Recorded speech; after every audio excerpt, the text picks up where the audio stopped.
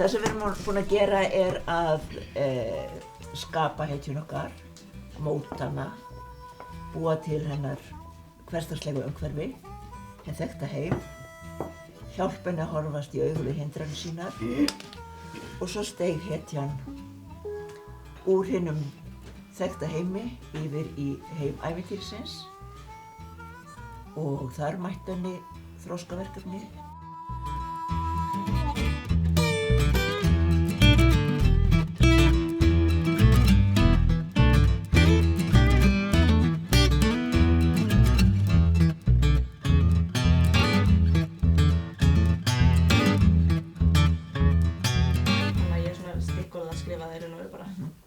Sér svona, nær svona botni og vinnur sig upp á því með því að fá svona hugmynd og framkvæma hana.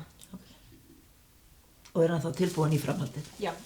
Mér finnst þessu friðþæging sé svona allavega innri friðþæging sé til dæmis eins og ef þú hefur gert eitthvað sem ekki alveg normið, farið út fyrir, til dæmis eins og þú veist, að svindla á einhverju, að þá friðþæging til dæmis felst í því að þú svindlaðir á einhverju rík og þá hugsa maður hann munaði ekkert það.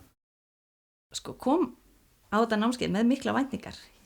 Ég var akkúrat að klára bók og að fara að byrja á þeirri næstu og mér langaði svolítið til að hlaða batteríinn og fá svona nýja andagift, hræra eins upp í hausnum og námskeið hefur algjörlega staðist væntingar.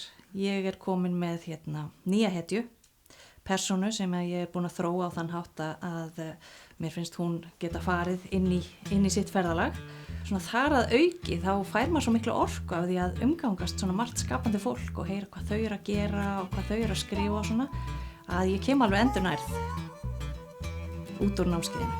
Og ég allt í einu bara full orku.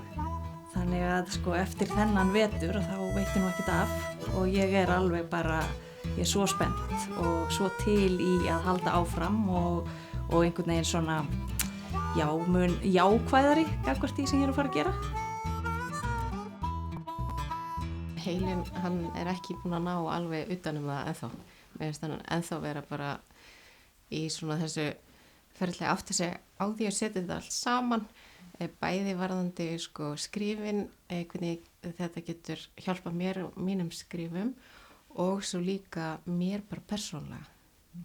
Þannig að ég get ekki beðið eftir bara komast út í lífið.